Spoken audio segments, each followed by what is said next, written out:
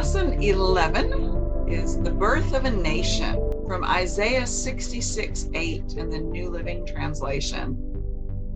Who has ever seen anything as strange as this? Who ever heard of such a thing? Has a nation ever been born in a single day? Has a country ever come forth in a mere moment?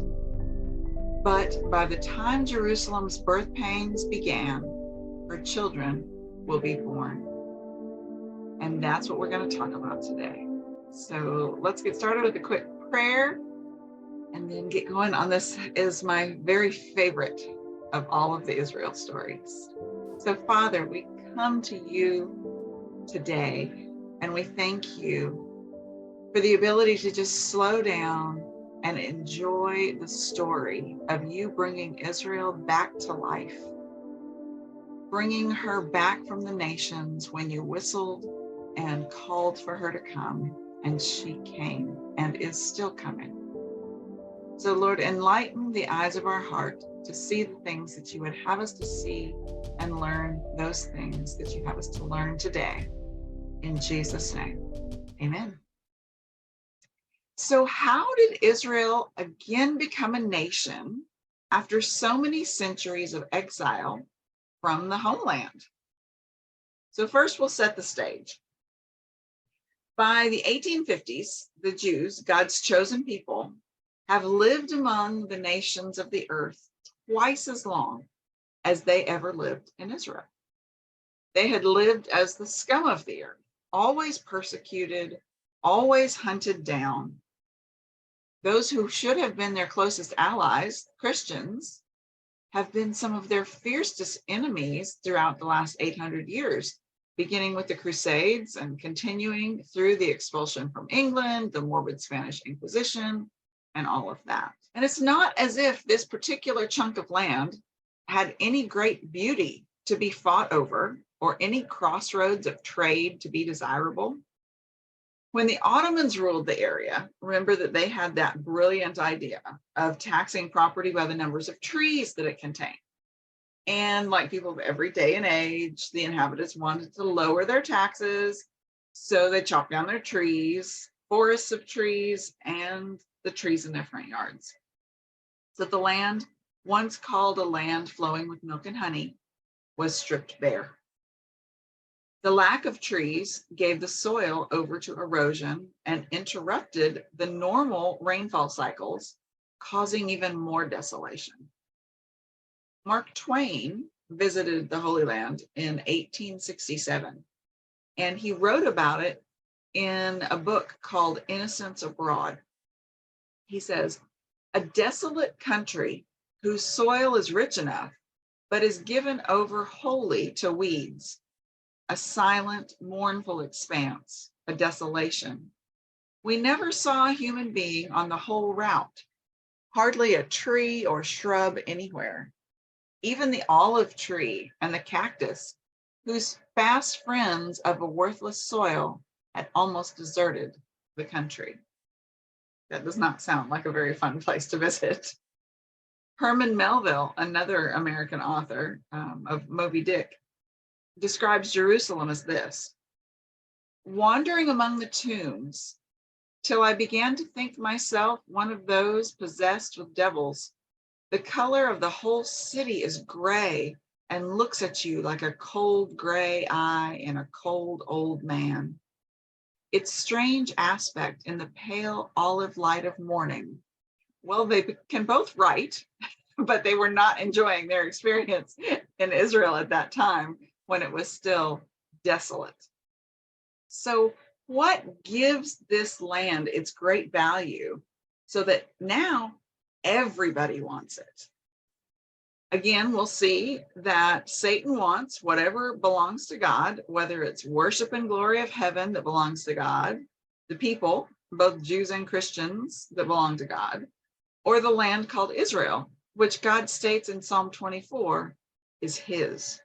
It belongs to him, and he has given it to the Jews as a permanent possession, which I suppose, according to the Jews, when they started arriving, in looking at the land in its state of decline in the 1800s, did not look like too exciting a prospect. Psalm 24:1 says, "The earth is the Lord's and everything in it, the world and all who live in it." Genesis 17:7-8 says, "I will establish my covenant as an everlasting covenant between me and you and your descendants after you for the generations to come, to be your God and the God of your descendants after you. The whole land of Canaan, where you are now alien, I will give you as an everlasting possession to you and your descendants after you, and I will be their God." So after the Jews endured 18 centuries of exile from Israel, the following chain of events is how God began to stir the pot of world history toward bringing his plan of bringing his people home to the land that he promised to bring them back from his exile. This is how it all got started. The Alfred Dreyfus Affair. So in France, in 1894, an army intelligence officer, Alfred Dreyfus, who was Jewish, was falsely accused of a crime. And because of some high levels of anti-Semitism and some reports that were found in a wastebasket in his office, Dreyfus was arrested for espionage and found guilty because of a handwriting analysis and because he also made yearly visits back to his family in Germany. But with that handwriting analysis, Dreyfus had actually been arrested before the report even came back.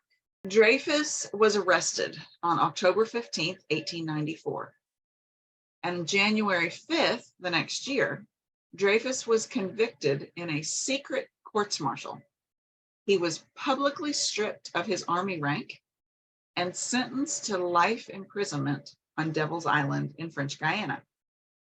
The court-martial violated procedures in many aspects and was highly irregular. The affair became a platform for anti-Semitic agitation, and these excited mobs would be screaming, "Death to the Jews!" Now, it was later shown that it was actually a Lieutenant Colonel Sandhair and his associates that were active in forging the evidence against Dreyfus, and they were encouraged by General Auguste Mercier, who was the Minister of War. Please excuse my French pronunciations. They're terrible. I'm very American, and I took Spanish in school.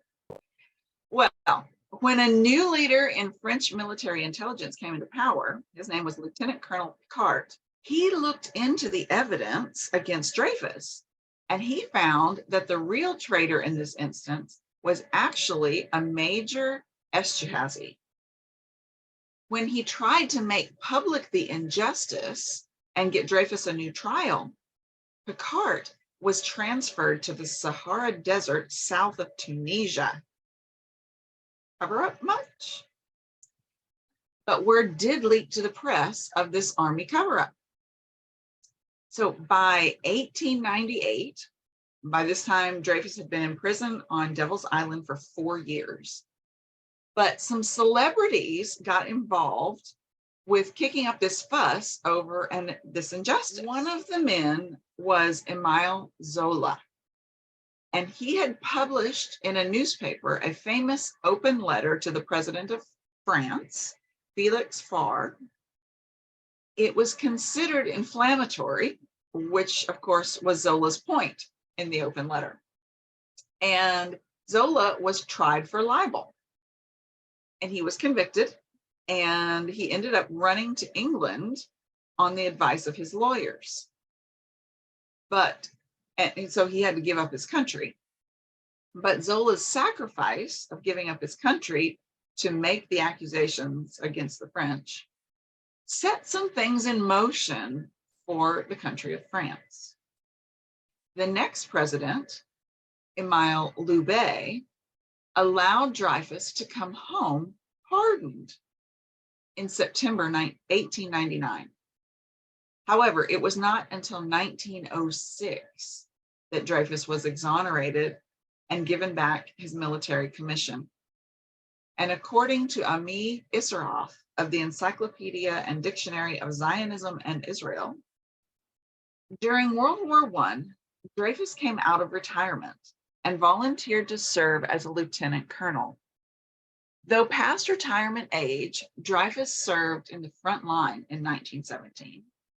And finally, Lieutenant Colonel Dreyfus was granted the rank of Officer of the Legion of Honor in November 1918. And how does this Dreyfus cover-up differ from all of the other anti-Semitic events that have occurred over and over throughout history? Actually, not a lot. It just happened to be the spark that lit the fire that finally caught and spread because the conditions were finally right, meaning also it was God's timing. But before we get to that full story, we need to talk about Zionism. So Zionism is a prevailing feeling among some Jews of high intelligence and some influence that are scattered throughout Europe. And it was this desire to have a homeland of their own. So in the rest of Europe and the world, the nationalist movement, which is pride in your own nation and belonging to your nationality, was going on worldwide. And at the same time, there was this growing awareness in the earth that Judaism was more than just a religion. It had morphed into an identity of history, shared ideology, tradition, and religion. Yet they were politically without power because the Jewish people were scattered among the nations. This combination of worldwide nationalism growth and the realization that Jewishness was both a religion and blood made rich earth for the planting of the Zionist movement. Several prominent men rose through waves of interest among the Jews of Europe. Among them were the men for whom the streets of Israel are now named. There's Ben Yehuda, there's Pinsker, Ben Gurion, Theodor Herzl, Chaim Weizmann, Jabotinsky, and many more. Now, it was not a smooth sail into statehood, even on where this homeland should be located, even though God gave them specifically the parameters for where they were to be and the land that he had given them. There was arguments over where the Jews should be. So there was an option on a portion as Argentina. There was some of Uganda that was up for grabs, and then Israel itself. So in the beginning, in these growing pains of Zionism, a man named Theodor Herzl rose to leadership. And he describes a new Israel as a socialist utopia in his novel, Alt Newtonland, which means old new land, which was published in 1902. Apparently, it gave words to the heart longings of the Jewish masses. Herzl appealed to prominent and wealthy Jews, such as Baron Rothschild and Baron Hirsch, to invest in a new Jewish homeland in Israel, but with no success. So Herzl turned to the Jewish masses in Europe, and he called them all together. The resulting meeting and this sharing of ideas happened on August 29 through 31 in 1897 in Switzerland. And it was called the First Zionist Congress. So the connection to the Dreyfus affair is one that is familiar to readers of the New Testament's description of the Apostle Paul being present at Stephen's martyrdom. This is Acts 6 and 7.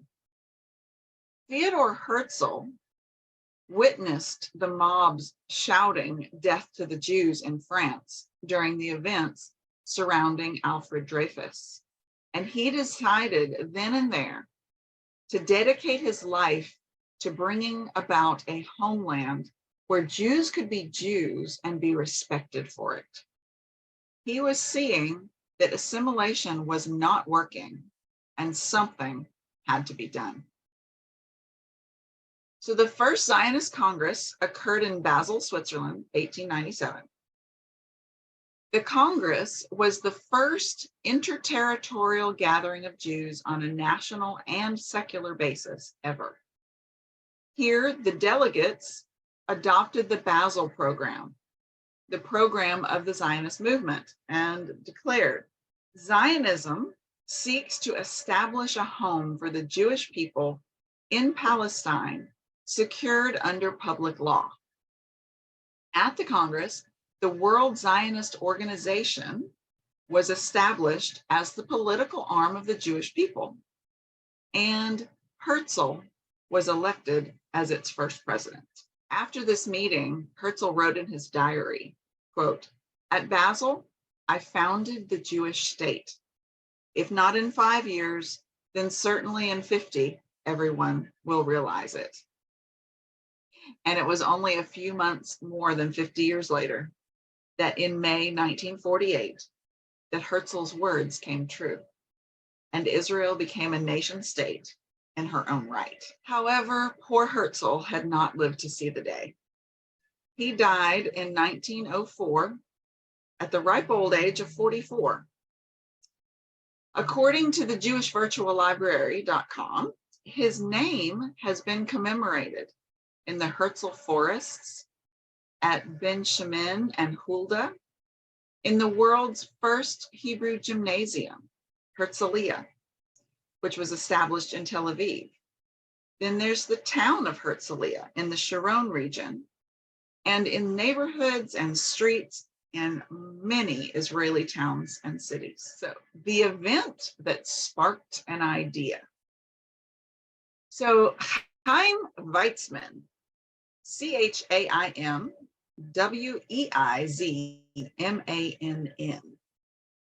He was a Russian Jew with an interest in science. And as a young man, he moved to Berlin, Germany in 1892 to study biochemistry.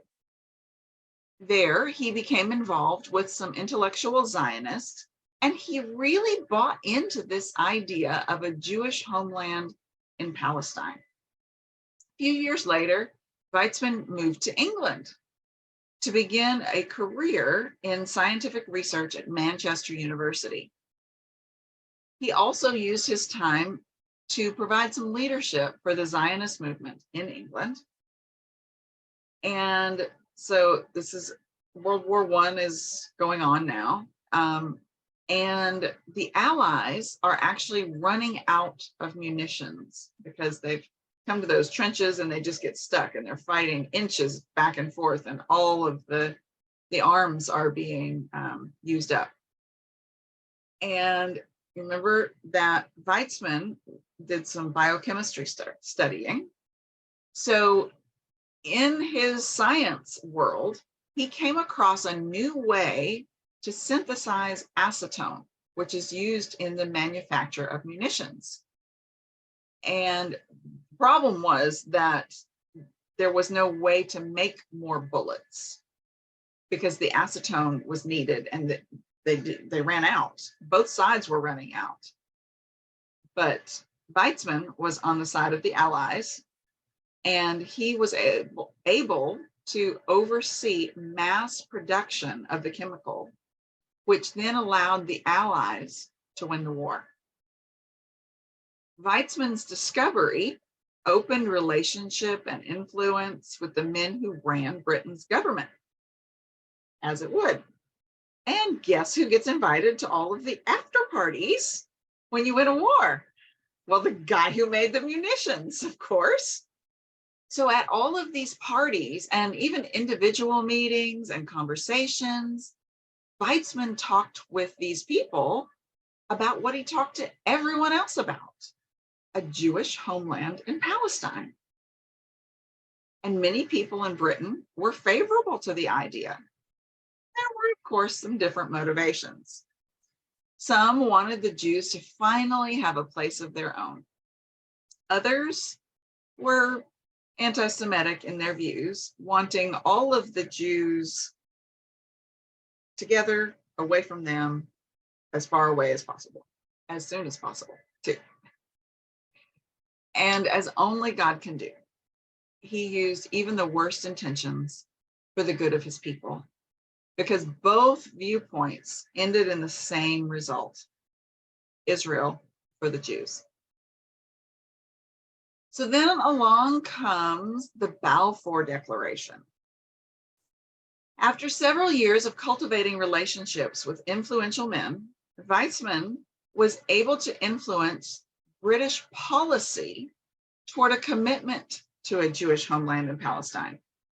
And a letter from Lord Balfour to Lord Rothschild on November 2nd, 1917, became the first time the Zionist movement had proof of their efforts making headway toward reclaiming the Promised Land. And I'll read that letter. From the Foreign Office, November 2nd, 1917. Dear Lord Rothschild, I have much pleasure in conveying to you, on behalf of His Majesty's government, the following declaration of sympathy with the Jewish Zionist aspirations, which has been submitted to and approved by the Cabinet. His Majesty's government view with favor the establishment in Palestine of a national home for the Jewish people, and will use their best endeavors to facilitate the achievement of this object, it being clearly understood that nothing shall be done which may prejudice the civil and religious rights of existing non-Jewish communities in Palestine, or the rights and political status enjoyed by Jews in any other country.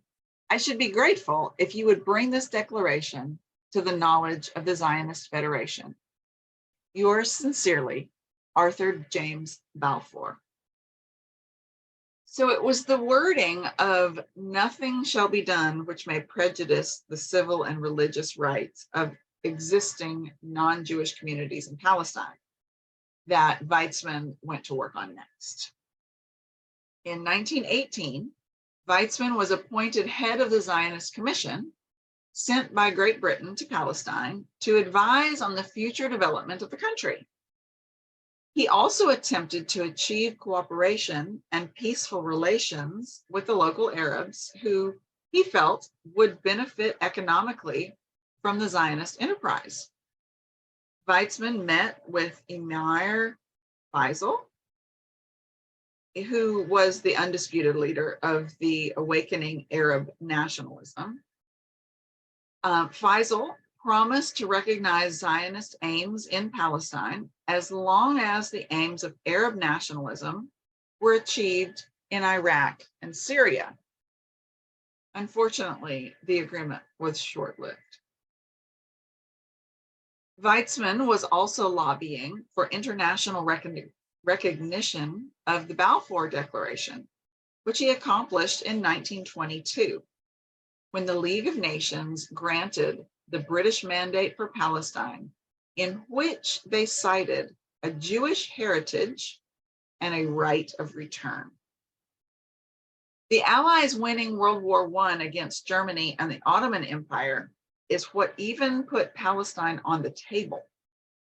The whole area was carved up after the war and the dissolving of the Axis powers, namely Germany and the Ottoman Empire, at France's Versailles Palace in June 1919. So in Jerusalem, after an early period of reconstruction by the Ottomans, when the markets and mosques and some housing was refurbished, Jerusalem generally fell into disrepair. Between the 1860s and 1900s, Jerusalem finally had a majority of her 18,000 inhabitants claiming Jewish heritage. But because of rising crime and general deterioration, many Jews moved outside of the old city walls to these new garden-type neighborhoods of Jerusalem. Jewish philanthropists worldwide financially supported these moves. Sir Moses Montefiore was one such man.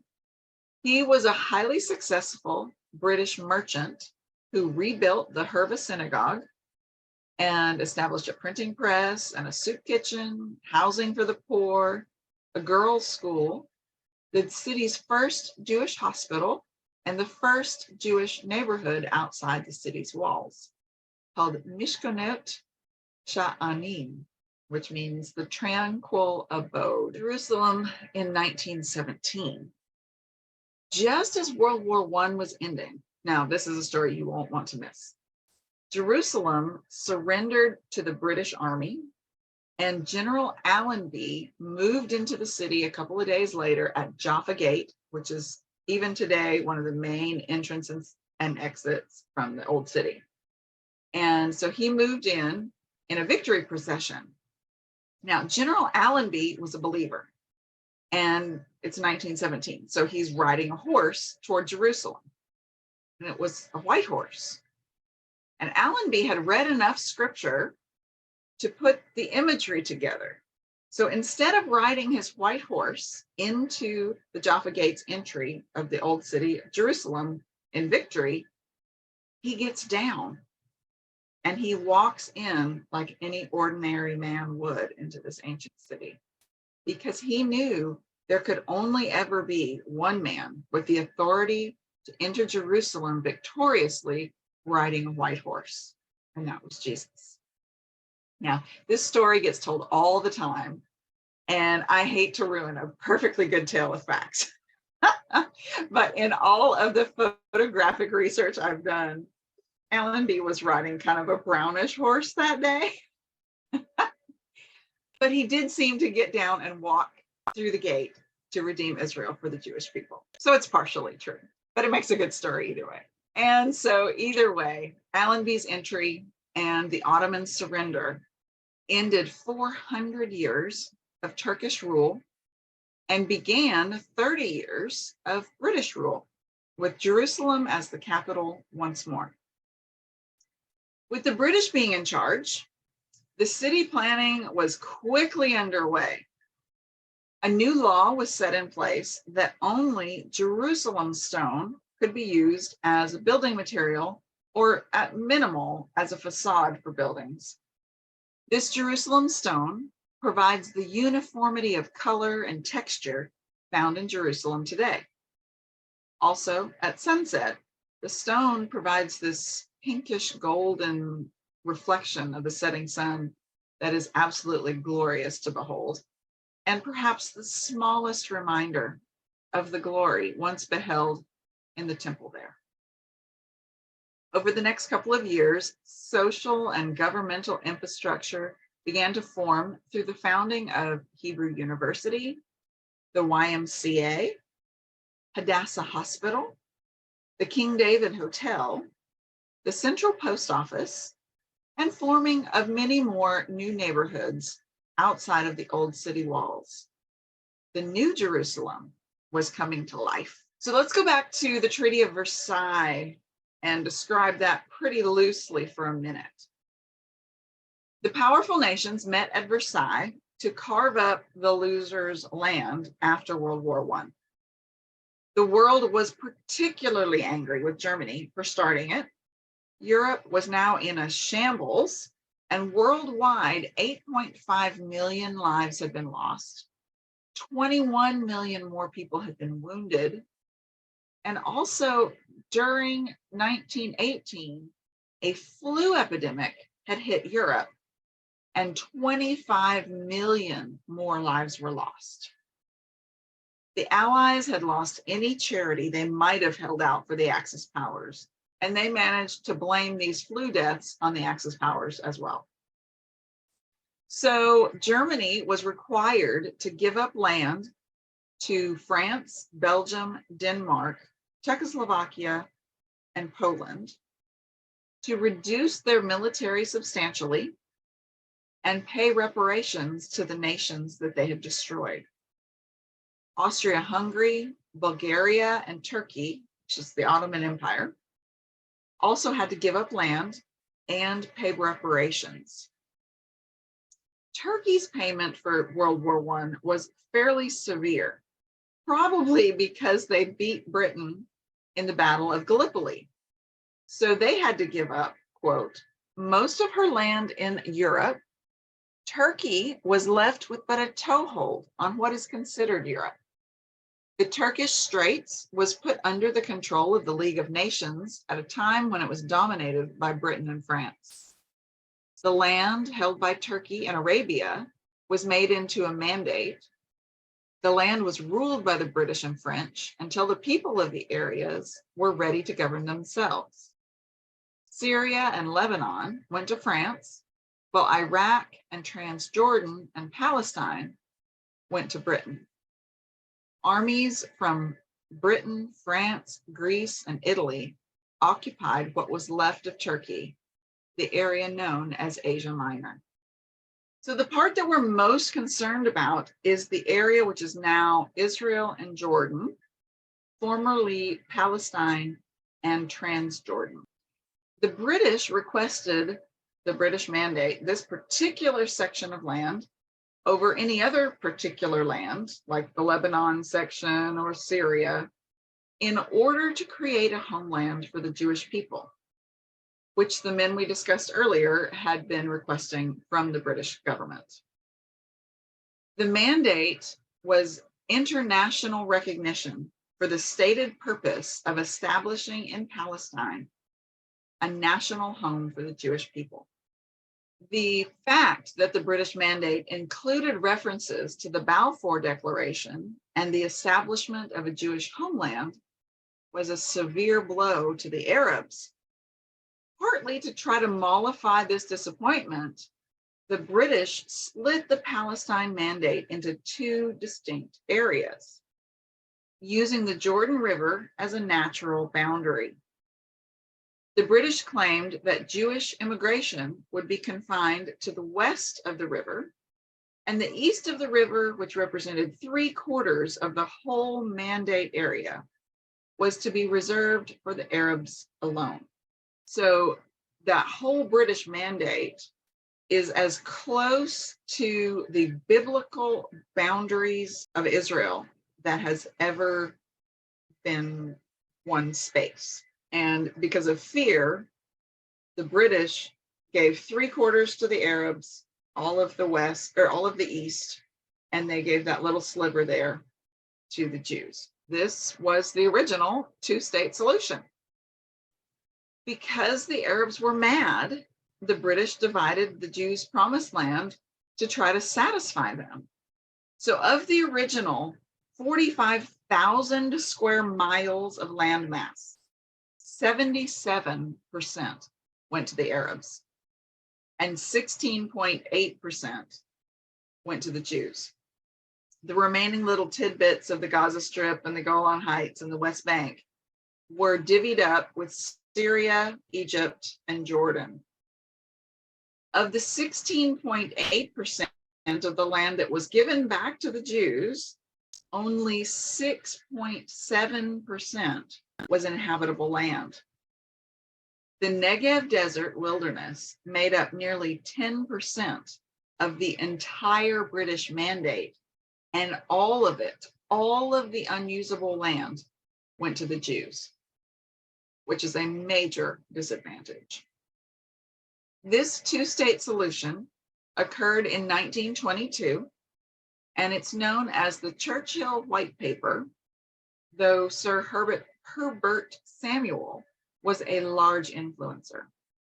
It gave the name Transjordan to the east portion of the British Mandate and gave that Transjordan to Emir Abdullah to rule. This white paper suggested limitations on immigration to what the Palestinian economy could support and suggested establishing self-government in Palestine by the Jews. So 1920 to 1948. So between 1860 and 1948, the population growth in Jerusalem was nearly 1,000%. They went from 1,800 to 160,000 souls. 100,000 of whom were Jewish. Running these numbers shows that there's plenty of non-Jews immigrating to the land at this time too. Remember we talked about Weizmann when he did his little tour and said, well, if we can get some Jewish economy going in here, other people are going to want to return to this land too. Well, he was right about a lot of things. But unrest is what describes the land during this time of 1920 to 1948. The British were phasing themselves out, but the overriding issue was the future of Palestine in general and Jerusalem in particular. Rising tensions between Jews and Arabs erupted into bloody riots in 1920 and in 1929. And then it was followed by the Arab Revolt of 1936 through 39, so almost 4 years. Suddenly, this ugly land that nobody really wanted, everyone wanted, and they wanted it exclusively. And the British Army had to quell many riots. So there is a website called trumanlibrary.org that provides a very succinct chain of events if you want to study that further. So in this scenario with these uprisings, the Arabs had guns, but the Jews were not allowed to have them. Even up to the day that they were to become their own nation, the Jews had to smuggle guns in. And immigration was also limited. So people were also smuggled home. But this unjust decision and its implementation contributed to the 6 million Jewish deaths in camps all over Europe.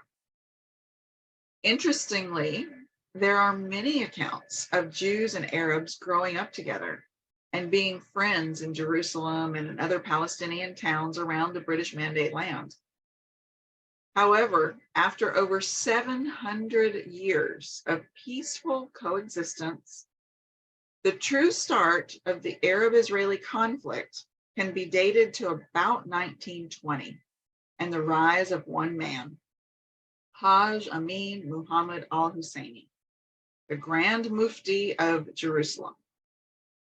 As Grand Mufti, al-Husseini presided as the Imam of the Al-Aqsa Mosque in Jerusalem, and it was the highest Muslim authority in the British Mandate. Now, history shows al-Husseini to be a brutal man with aspirations to rule a pan-Arabic empire in the Middle East. He rose to prominence by actively eliminating those Jews and Arabs he considered a threat to his control of Jerusalem's Arab population, and he heavily utilized anti-Jewish propaganda to polarize these two communities. And unfortunately, the propaganda worked. The Arabs and Jews separated themselves more and more, with riots erupting more often as time progressed toward Israel becoming the homeland of the Jews as recognized by the United Nations. The birth pains. So that was the 20s and 30s. And you've got World War II to the late 40s in Israel. November 29th, 1947. So this is right before, like 7 months before Israel was to become a nation in May of 48. There was the UN General Assembly and Resolution 181. In late fall of 1947, 2 years after the world had been through a second catastrophic global clash, world leaders met at the United Nations to vote on Resolution 181, which called for the partition of the Palestine Mandate of the British to be divided into 2 states, one for the Arabs and one for the Jews. The following is a map of the proposal and a listing of the country's voting records. And here's the tally for the votes. 33 countries for, 13 countries against, and 10 abstained from the vote. The UK was one of the countries that abstained from the vote. And an interesting little story that you can see just in looking at who voted for this, you'll see right next to us, the USA there at the bottom of that list, that the USSR also voted yes, that Israel should become a state. If they had not, all of their voting bloc would have gone to against or abstain, and there would not have been enough votes for. But what kind of sweetened the pot there to get the USSR on the side of the Jews for this vote was that the Russians knew that many of the Jews that had immigrated home to Israel and were already there, were going to be, the new leaders rising up in Israel, that they had immigrated from Russia, that they had grown up under communism, like the idea of communism. And they assumed that there would be a great relationship of rapport and that communism would be the main idea and form of government in Israel. And it did kind of start out that way a little bit, in that you had the kibbutz system where everybody had everything in common, and they did work together and everybody owned it together. But that was not the form of government that actually took hold in Israel. So through a fluke and a misunderstanding, it gave them the land. So as the British rule drew to a close, the 5 Arab nations that surrounded Israel began to band together with the common goal of tightening the noose around the neck of the new state of Israel, even as she was in the weak and vulnerable time of being birthed. Egypt, Transjordan, Syria, Lebanon, and Iraq threw everything they had into seeing her destroyed. Then comes May 14 to 15, 1948 in Israel. A new nation was born. It was so declared by David Ben-Gurion. At midnight on May 14, 1948, the Provisional Government of Israel proclaimed the new state of Israel. On that same date, the US, in the person of President Truman, recognized the Provisional Jewish Government as de facto authority of the new Jewish state. The US delegates to the UN and top-ranking State Department officials were angered that Truman released his recognition statement to the press without notifying them first. On May 15, 1948, the Arab states issued their response statement, and Arab armies invaded Israel, and the first Arab-Israeli war began on the day she was born. I do find it interesting that the proclaiming of Israel's statehood occurred after sundown on a Friday, which made it a Shabbat in Israel. How appropriate that after 1,800 years of misery and work to become a nation again, that the first day would fall on a holy day of rest. However, rest would have to wait. 11 minutes after her rebirth, the US recognized Israel publicly, and while the Jews danced in the streets, the Arab tanks crossed the newly declared borders in defiance of recognition of Israel's sovereignty. War loomed for this fledgling nation. While all this becoming a nation was happening in Palestine, the Jews were being systematically hunted down and murdered by God's enemy through the Nazi Party of Germany at that time. To end this section off, I want to take us back to the beginning of our talk when I mentioned the trees being chopped down, leading to the destruction of the land. And let you know that for the past decades, and even longer than that, the Jewish people have been replanting trees. there is a place called Neot Kedemim where they have built and are growing a biblical garden. The original biblical species have been cultivated there, and the land is being restored. They're planting forests. And it's a picture in nature of what God has been doing in the spirit as he whistled for his people to come home, to be replanted in the land and to thrive there. And tour groups and individuals can not only take walks guided or via a map in these forests and sample the biblical species, but you can plant a tree in Israel with your own hands.